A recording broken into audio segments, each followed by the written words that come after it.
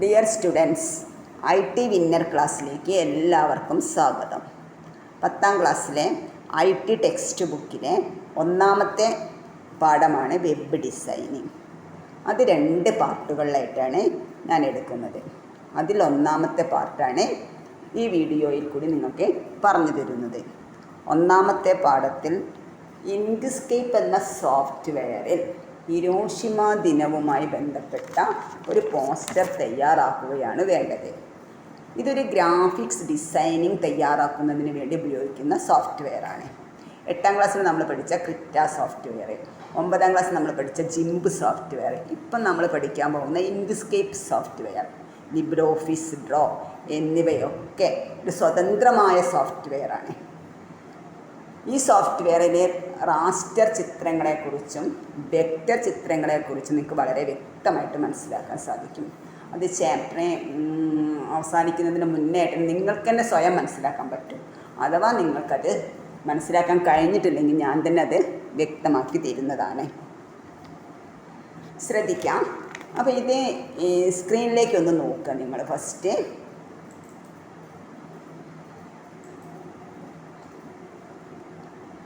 ഈ സ്ക്രീനിൽ കാണുന്ന ഇതുപോലുള്ളൊരു പോസ്റ്ററാണ് നിങ്ങൾക്ക് തയ്യാറാക്കേണ്ടത്. ഇങ്ക്സ്കേപ്പ് സോഫ്റ്റ്വെയർ ഓപ്പൺ ചെയ്തിട്ട് പേജ് സെറ്റാക്കി വെക്കുക, റെക്ടാങ്കിൾ വരയ്ക്കുക, അതിന് കളർ ചെയ്യുക, ടെക്സ്റ്റുകൾ ടൈപ്പ് ചെയ്യുക, ടെക്സ്റ്റിന് വ്യത്യസ്തമായ ഫോണ്ട് നൽകുക, വ്യത്യസ്തമായ ഫോണ്ട് സ്റ്റൈൽ നൽകുക, ഫോണ്ട് സൈസ് നൽകുക, ഫോണ്ട് കളർ നൽകുക, ഇങ്ങനെയുള്ള കാര്യങ്ങളൊക്കെയാണ് നമുക്ക് ചെയ്യേണ്ടത്. അതിനുവേണ്ടി ആദ്യം നമ്മൾ ഇങ്ക്സ്കേപ്പ് ഓപ്പൺ ചെയ്യുകയാണ് വേണ്ടത്. ശ്രദ്ധിക്കുക. ഇങ്ക്സ്കേപ്പ് ഓപ്പൺ ചെയ്യുന്നതിന് വേണ്ടിയിട്ട് ഷോ ആപ്ലിക്കേഷനിൽ ക്ലിക്ക് ചെയ്യുക. ടൈപ്പ് ടു സെർച്ച് എന്ന ഭാഗത്ത് ക്ലിക്ക് ചെയ്ത് സോഫ്റ്റ്വെയറിൻ്റെ പേര് ടൈപ്പ് ചെയ്യുക. ഇങ്ക്സ്കേപ്പിന് ഞാൻ ഫസ്റ്റത്തെ അക്ഷരം ടൈപ്പ് ചെയ്തു. ശ്രദ്ധിക്കാം. ഏതൊരു സോഫ്റ്റ്വെയർ ഓപ്പൺ ചെയ്യുന്നതിന് വേണ്ടിയിട്ടും സോഫ്റ്റ്വെയറിൻ്റെ ഫസ്റ്റത്തെ അക്ഷരം ടൈപ്പ് ചെയ്താൽ മതി. നമുക്കതിൻ്റെ ഐക്കൺ കാണിച്ചു തരും. ചില സോഫ്റ്റ്വെയറിന് ഫസ്റ്റത്തെ അക്ഷരം ടൈപ്പ് ചെയ്തില്ലെങ്കിൽ 1ാമത്തെ 2ാമത്തെ അക്ഷരം ടൈപ്പ് ചെയ്ത് കൊടുക്കാം. അപ്പോൾ അതിൻ്റെ ഐക്കൺ താഴെ നമുക്ക് ഇങ്ങനെ കാണിച്ചു തന്നിട്ടുണ്ടാവും. ഓരോ സോഫ്റ്റ്വെയറിനും ഓരോ ഐക്കൺ ഉണ്ടാവും. തിയറിക്ക് ചോദിക്കാവുന്ന അടുത്ത ക്വസ്റ്റ്യനാണത്. ഇങ്ക്സ്കേപ്പ് സോഫ്റ്റ്വെയറിൻ്റെ ഐക്കൺ ഏത്? ഇങ്ങനെ ഓരോ സോഫ്റ്റ്വെയറിൻ്റെ ഐക്കണും ചോദിക്കാം. അപ്പം നമുക്ക് ആ ഐക്കൺ ഏതെന്നുള്ളത് മനസ്സിലാക്കാൻ കഴിയണം. നിങ്ങൾ ഓരോ സോഫ്റ്റ്വെയർ പഠിക്കുമ്പോഴും അതാത് സോഫ്റ്റ്വെയറിൻ്റെ ഐക്കൺ മനസ്സിലാക്കി വെക്കുക. താഴെ നിങ്ങൾക്ക് അതിൻ്റെ പേര് കാണിച്ചു തരില്ല, ഐക്കണായിരിക്കും ക്വസ്റ്റ്യനിൽ വരിക. അപ്പോൾ ശരിക്കുള്ള ഐക്കണിൽ നിങ്ങൾക്ക് ടിക്ക് ഇടാൻ കഴിയണം. ഞാൻ ഇങ്ക്സ്കേപ്പ് ക്ലിക്ക് ചെയ്തു. ശ്രദ്ധിക്കുക മക്കളെ. ഞാൻ പറയുമ്പോൾ ഒരു നോട്ട് കയ്യിൽ വെക്കുക. തിയറി ക്വസ്റ്റ്യൻസ് ഒക്കെ ഒന്ന് നോട്ട് ചെയ്ത് വെക്കുക. ഇമ്പോർട്ടൻസ് ആയ കാര്യങ്ങളൊക്കെ ഒന്ന് എഴുതി വെക്കുക. അപ്പോൾ അത് നിങ്ങൾക്ക് വളരെയധികം ഉപകരിക്കും. നോക്കുക. ഇവിടെ ന്യൂ ഡോക്യുമെൻ്റ് ക്ലിക്ക് ചെയ്യുക. ഇങ്ക്സ്കേപ്പ് സോഫ്റ്റ്വെയർ തുറന്നു വന്നു അല്ലേ? അപ്പോൾ നമുക്ക് ഈ കാണുന്നത് ഇവിടെ കാണുന്നതാണ് പേജ് ബോർഡർ. ഈ പേജ് ബോർഡറിനെ നമുക്ക് സൂം ചെയ്യിക്കണം. അതായത് സ്ക്രീനിൽ നമുക്ക് പേജിൽ നമുക്ക് കാണണം. അതിന് വേണ്ടി 2 മാർഗങ്ങളുണ്ട്. ഒന്നാമത്തെ മാർഗമാണ് ഇവിടെ നോക്കുക, ഈ കാണുന്ന പ്ലസ് സൂം ചെയ്യിപ്പിക്കുക. ഇതിൽ മൈനസിൽ ക്ലിക്ക് ചെയ്താൽ ഇത് കുറഞ്ഞു വരും, പ്ലസ്സിൽ ക്ലിക്ക് ചെയ്താൽ ഇത് കൂടി വരും. ആ കാര്യം മനസ്സിലായില്ലേ? അടുത്ത മാർഗം കീബോർഡിലെ മൈനസ് ചിഹ്നം ഒന്ന് പ്രസ് ചെയ്താൽ മതി. ഞാനിപ്പോൾ ഇവിടെ കീബോർഡിലെ മൈനസ് ചിഹ്നം പ്രസ് ചെയ്യുകയാണ് ചെയ്യുന്നത്. ഇപ്പോൾ നമുക്ക് ആ പേജ് ബോർഡർ വളരെ കറക്റ്റായിട്ട് കാണാൻ പറ്റുന്നുണ്ട്. ഇനി നമുക്ക് ഇതിലേക്കൊന്ന് നോക്കാം. ശ്രദ്ധിക്കാം. ഇവിടെ കുറേ ടൂൾസുകളൊക്കെ കാണാം. ഇത് ടൂൾ ബോക്സ് ആണ്, ടൂൾ ബാർ എന്ന് പറയും. ഇതിൽ എല്ലാ ടൂളുകളും നമുക്ക് പ്രാക്ടിക്കലായിട്ട് വേണ്ട, വളരെ കുറച്ച് ടൂളുകൾ മാത്രം പ്രാക്ടിക്കലായിട്ട് മതി. അതിൽ പ്രാക്ടിക്കലിന് ആവശ്യമുള്ള ടൂളുകളൊക്കെ നിങ്ങൾ ശരിക്കും മനസ്സിലാക്കുക. അത് ഓരോ വർക്ക് ചെയ്യുമ്പോൾ നമ്മളെ മനസ്സിലത് പതിയും. പക്ഷെ എല്ലാ ടൂൾസിനെ പറ്റിയിട്ട് നിങ്ങൾ അറിഞ്ഞിരിക്കണം. എന്തിനു വേണ്ടിയാണ്? തിയറി എക്സാമിന് ചിലപ്പോൾ നമുക്ക് ഓരോ ടൂളിൻ്റെ ചിത്രം കാണിച്ചിട്ട് അതിൻ്റെ പേര് ചോദിക്കാം. അപ്പോൾ ആ ടൂൾ ഏതാണെന്ന് അറിഞ്ഞെങ്കിൽ മാത്രമേ നമുക്ക് ശരി ഉത്തരത്തിൽ ടിക്കിടാൻ കഴിയുള്ളൂ. അപ്പോൾ ഓരോ ടൂൾസും നമുക്ക് മനസ്സിലാക്കി വെക്കണം.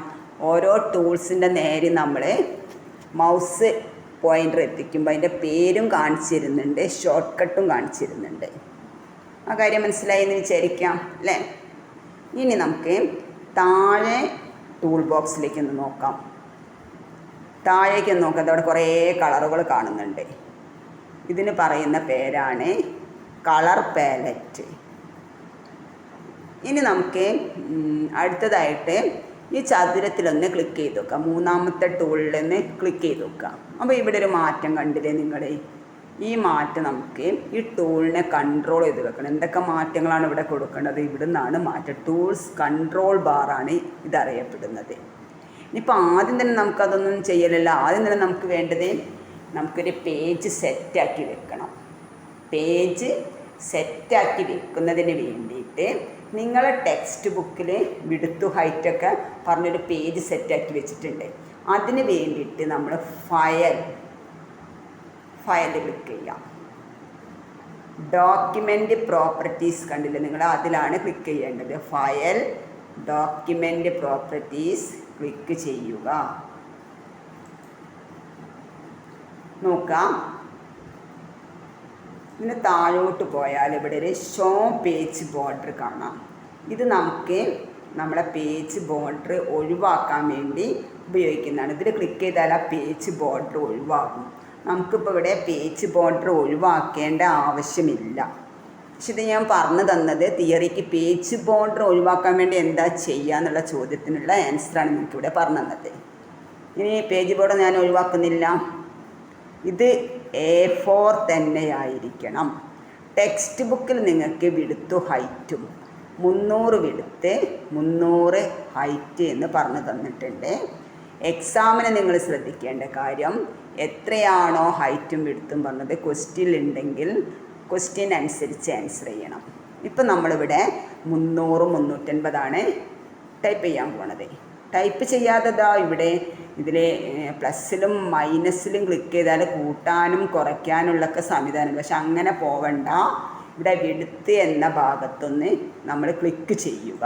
ക്ലിക്ക് ചെയ്തു അതിനെ മായ്ച്ചു കൊടുക്കാം. 300 ടൈപ്പ് ചെയ്യുക. ഹൈറ്റ് എന്ന ഭാഗത്ത് ക്ലിക്ക് ചെയ്യുക. അതിനെ മായ്ച്ചു കൊടുക്കുക. 350 എന്ന് ടൈപ്പ് ചെയ്യുക. ഇനി ഒരു കാര്യം ശ്രദ്ധിക്കേണ്ടത് എന്താണ്? ഇവിടെ യൂണിറ്റ്സ് എന്ന ഭാഗത്ത് നോക്കുക.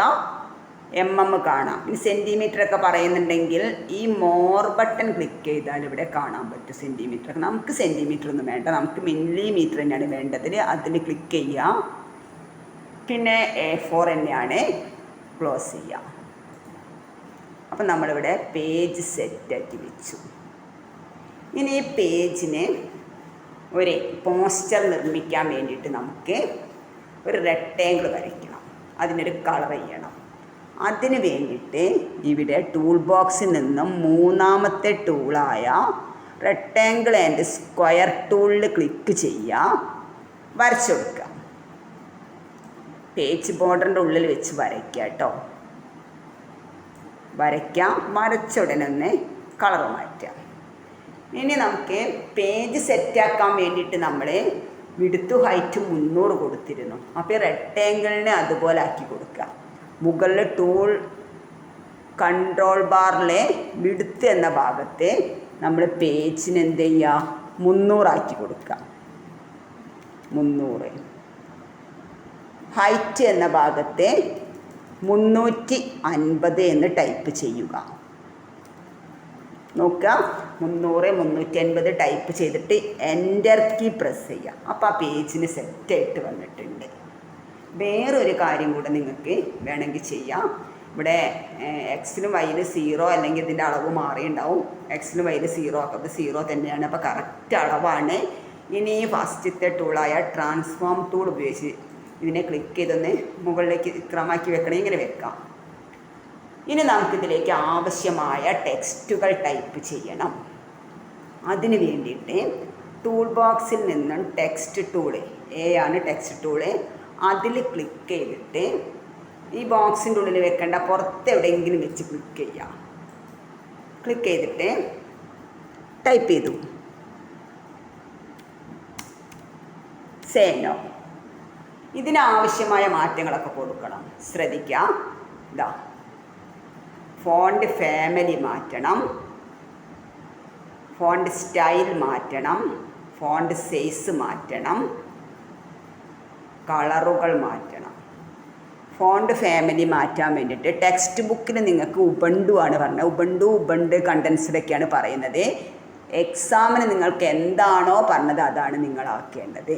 ഞാനിവിടെ ക്ലിക്ക് ചെയ്തിട്ട് അവിടെ ഉള്ളതാണ്ട് മായ്ച്ചു കൊടുത്ത്, ഉബണ്ടു ആണെങ്കിൽ ഫസ്റ്റ് അക്ഷരം യു അടിച്ചെടുത്ത് ഫോണ്ട് ഫാമിലി ഞാൻ ഉബണ്ടു ആക്കി. ഇവിടെ നമുക്ക് ബോൾഡ് ആവണം ഫോണ്ട് സ്റ്റൈല്. അതിന് വേണ്ടി മോർ ബട്ടൺ ക്ലിക്ക് ചെയ്തിട്ട് ബോൾഡും ബോൾഡ് ഇറ്റാലിക്കൊക്കെ ഇവിടെ ഉണ്ട്. ഞാൻ ബോൾഡാക്കി കൊടുത്ത് എക്സാമിന് എന്താണോ പറയുന്നത് അതാക്കുക. ഫോണ്ട് സൈസ് നമ്മൾ 72 ആക്കി കൊടുത്തു.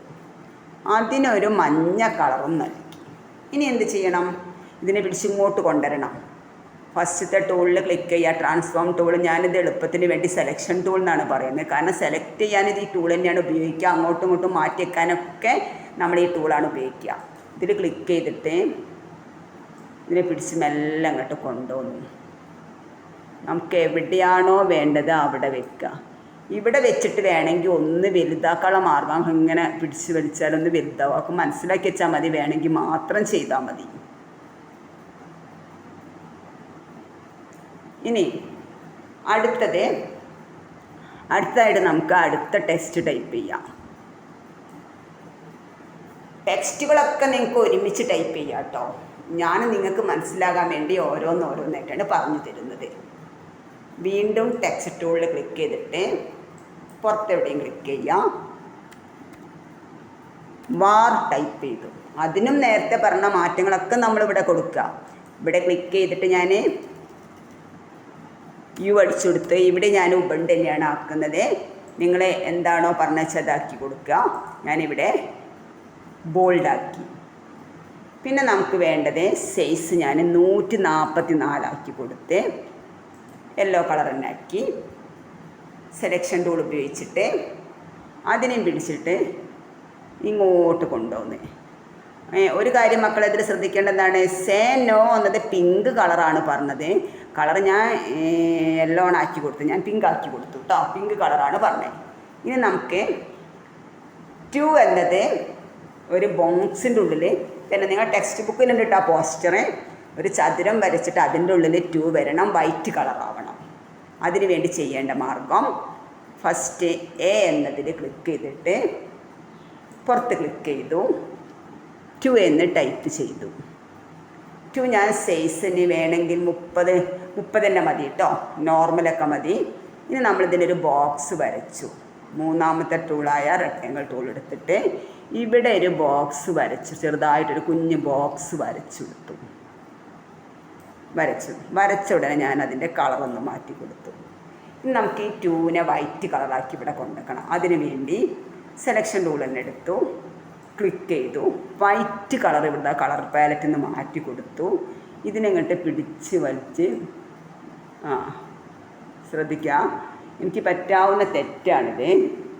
ആ 2നെ നമുക്ക് എന്ത് തെറ്റ് പറ്റിയാലും എഡിറ്റിൽ അണ്ടു കൊടുത്താൽ മതി കേട്ടോ മക്കളെ. ആ സെലക്ഷൻ ടൂളിൽ ക്ലിക്ക് ചെയ്തിട്ട് ഇതാ ആ പിടുത്തം ശരിയാവണം, ഇങ്ങനെ കൊണ്ടുവരിക. അതാ കൊണ്ട് നമുക്ക് എവിടെയാണ് വേണ്ടത് അവിടെ വെച്ച് കൊടുക്കുക. അയ്യോ കഷ്ടായിപ്പോയി, നമ്മൾ 2നെ കാണുന്നില്ല. എന്തുകൊണ്ടാണ് അത് കാണാത്തത്? ബോക്സിൻ്റെ അടിയിലാണ് ആ 2 നിൽക്കുന്നത്. ആ 2 എന്നത് സെലക്ട് ആവണം, സെലക്ട് പോക്കാനേ പാടില്ല. ആ ബോക്സിൻ്റെ അടിയിലേക്കാണ് 2 പോയത്. ആ 2നെ ബോക്സിൻ്റെ മുകളിൽ എത്തിക്കണം. 2 മാർഗങ്ങളുണ്ട്. കീബോർഡിൽ പേജ് അപ്പ് കൊടുത്താൽ മുകളിൽ വരും. മെനുവിലൂടെ പോവാം നമുക്ക്. അങ്ങനെ ചെയ്യേണ്ടത് ഇത് സെലക്ട് ആയിരിക്കണേ. ഓബ്ജക്റ്റിലും റൈസ് ടു ടോപ്പ് ക്ലിക്ക് ചെയ്യാം. അപ്പോൾ നോക്കുക, 2 ബോക്സിൻ്റെ മുകളിലായിട്ട് വന്നു. മനസ്സിലായി എന്ന് വിചാരിക്കുന്നു അല്ലേ? ഇത് ക്രമാക്കിയൊക്കെ നിങ്ങൾക്ക് വെച്ച് കൊടുക്കാം കേട്ടോ. ഇനി നമുക്ക് വേണ്ടത് ആഗസ്റ്റ് 6. ഞാൻ നേരത്തെ പറഞ്ഞു, ടെക്സ്റ്റൊക്കെ നിങ്ങൾക്ക് വേണമെങ്കിൽ ഒരുമിച്ച് ടൈപ്പ് ചെയ്യാം കേട്ടോ.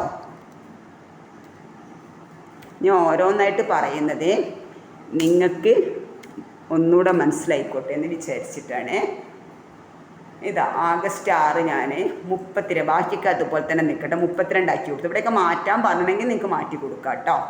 മഞ്ഞ കളറാക്കി സെലക്ഷൻ ടൂൾ ഒന്ന് ക്ലിക്ക് ചെയ്തു, ഇങ്ങോട്ട് കൊണ്ടുവന്ന് വെച്ചു.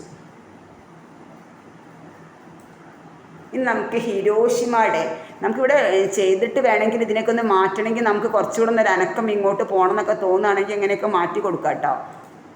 ഇനി ഹിരോഷിമയുടെ ഏൽ ക്ലിക്ക് ചെയ്തിട്ട് ഇവിടെ വെച്ച് ക്ലിക്ക് ചെയ്തു, ഹിരോഷിമയുടെ എന്ന് ടൈപ്പ് ചെയ്യാം.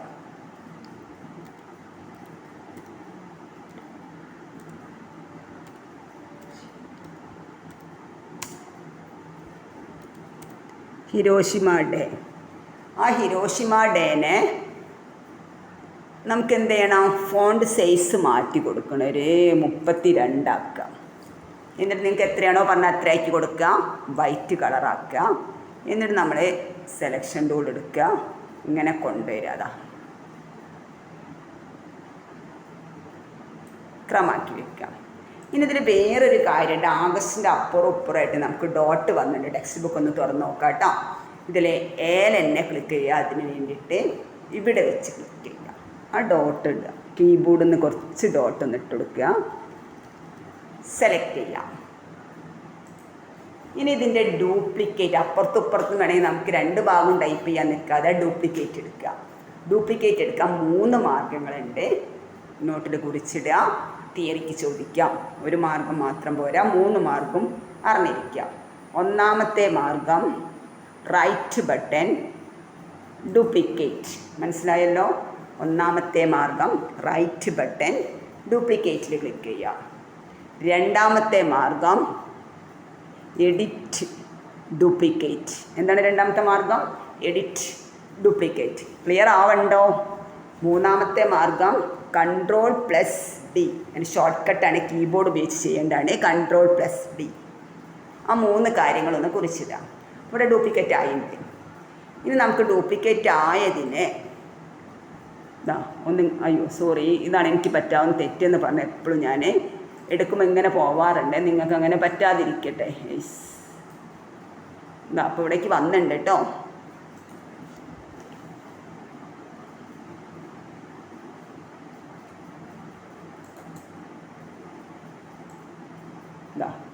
White കളറാക്കാം, white കളറാക്കാം. ഓ എന്തൊരു കഷ്ടം.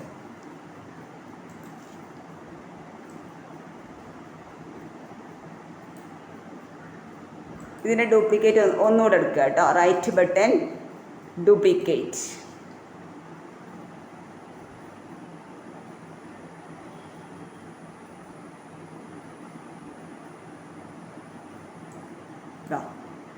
വൈറ്റ് കളർ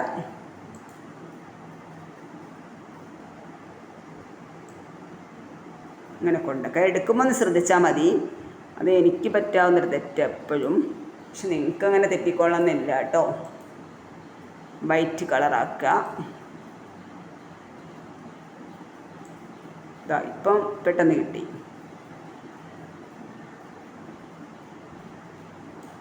ഇനി എന്താ വേണ്ടത്?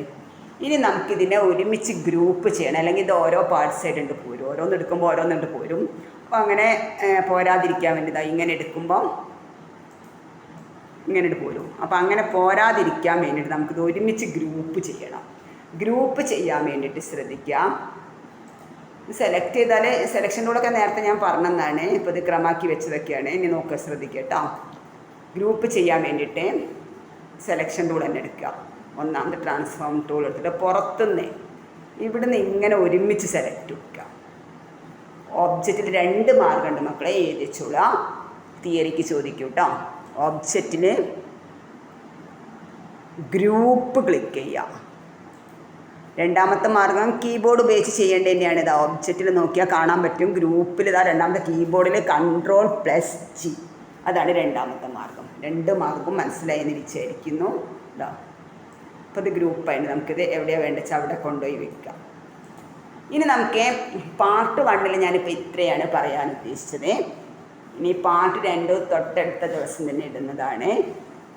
പാർട്ട് 2 നമുക്ക് ഈ ചെയ്ത കാര്യങ്ങൾ നമുക്ക് കിട്ടണം വേണ്ടേ? അപ്പോൾ ഇതിനൊന്ന് സേവ് ചെയ്തേക്കണം. നമ്മൾ സേവ് ചെയ്യാൻ വേണ്ടി എക്സാമിന് സേവ് ചെയ്യുന്ന രീതി വേറെ രീതിയിലാണ്. അത് എക്സാമിൻ്റെ ടൈമിൽ ഞാൻ പറഞ്ഞു തരാം.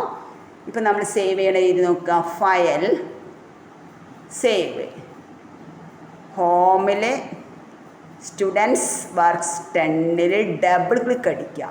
ഇനി നമുക്ക് ക്ലാസ്സിൻ്റെ ഫോൾഡർ വേണമെന്നിരിക്കുക. വേണമെങ്കിൽ ഇവിടെ സേവ് ചെയ്യാം. പക്ഷെ നമുക്ക് ക്ലാസ്സിൻ്റെ ഫോൾഡർ വേണമെങ്കിൽ ക്രിയേറ്റ് ഫോൾഡറിലൊന്ന് ക്ലിക്ക് ചെയ്യുക. ഇവിടെ ഞാൻ 10B എന്നടിച്ചു കൊടുത്തു കേട്ടോ. 10B ക്രിയേറ്റ് അടിച്ചു കൊടുക്കുക. ഇപ്പോൾ ശ്രദ്ധിക്കാം, ഹോമിൽ സ്റ്റുഡൻസ് വർക്ക്സ് 10 10B ഇവിടെ ക്ലിക്ക് ചെയ്തിട്ട് അതിൻ്റെ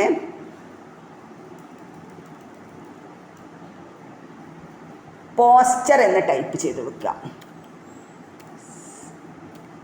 പോസ്റ്റർ. അപ്പോൾ ശ്രദ്ധിക്കുക, അതിൻ്റെ കൂടെ ഒരു .svg എന്നുണ്ട്. എന്താണ് ഈ svg? ഇങ്ക്സ്കേപ്പ് സോഫ്റ്റ്വെയറിൻ്റെ ഫയൽ ഫോർമാറ്റാണ് .svg. അങ്ങനെ ഒരു ക്വസ്റ്റ്യൻ നിങ്ങൾക്ക് തിയറിക്ക് ചോദിക്കാം. എക്സ്റ്റൻഷൻ ഏതെന്ന് ചോദിക്കുക, svg. ഫയൽ ഫോർമാറ്റ് ഏതാണെന്ന് ചോദിക്കുക. അങ്ങനെ ഓരോ സോഫ്റ്റ്വെയറിനൊരു ഓരോ ഫയൽ ഫോർമാറ്റ് ഉണ്ടായിരിക്കും. ഇത്രയും ടൈപ്പ് ചെയ്തിട്ട് നമ്മൾ സേവ് ചെയ്യാം. അപ്പോൾ ഒന്ന് ഇങ്ങോട്ട് ശ്രദ്ധിക്കുക മക്കളെ. ഇന്നെടുത്ത കാര്യങ്ങൾ നിങ്ങൾക്ക് ക്ലിയർ ആയോ? സെറ്റായോ? മനസ്സിലായോ? ഇങ്ക്സ്കേപ്പ് സോഫ്റ്റ്വെയർ എന്താണെന്നുള്ളത് മനസ്സിലായിട്ടുണ്ടാവും അല്ലേ? ഇങ്ക്സ്കേപ്പ് സോഫ്റ്റ്വെയർ ഓപ്പൺ ചെയ്യുന്നത്, അതിൻ്റെ പേജ് സെറ്റാക്കി വെക്കുന്നത്, റെക്ടാങ്കിൾ ഉപയോഗിച്ച് ചതുരം വരയ്ക്കുന്നത്, കളർ ചെയ്യുന്നത്, ടെക്സ്റ്റുകൾ ടൈപ്പ് ചെയ്യുന്നത്, ടെക്സ്റ്റിന് വ്യത്യസ്തമായ ഫോണ്ടുകൾ നൽകുന്നത്, വ്യത്യസ്ത ഫോണ്ട് നൽകിയതിന് ശേഷം അതിനൊരു സ്റ്റൈൽ നൽകുക, ഫോണ്ട് സൈസ്, അതിനെ ഫോർമാറ്റ് ചെയ്യുന്നത്. മനസ്സിലായിട്ടുണ്ടോ ടെക്സ്റ്റിനെ? പിന്നെ ഡ്യൂപ്ലിക്കേറ്റ് എടുക്കുന്നത്, ഗ്രൂപ്പ് ചെയ്യുന്നത്. ഇത്രയും കാര്യങ്ങൾ മനസ്സിലായി എന്ന് വിചാരിക്കുന്നു. ഇനി നിങ്ങൾക്ക് ഈ വീഡിയോ ഇഷ്ടമായെങ്കിൽ, മനസ്സിലായെങ്കിൽ സബ്സ്ക്രൈബ് ചെയ്യുക, ഷെയർ ചെയ്യുക, കമൻറ്റ് ചെയ്യുക. നിങ്ങൾക്ക് എന്ത് സംശയങ്ങളുണ്ടെങ്കിലും ചോദിക്കാവുന്നതാണ് കേട്ടോ. ഇന്ന് ഇവിടെ അവസാനിപ്പിക്കുകയാണ്. വീണ്ടും കാണാം.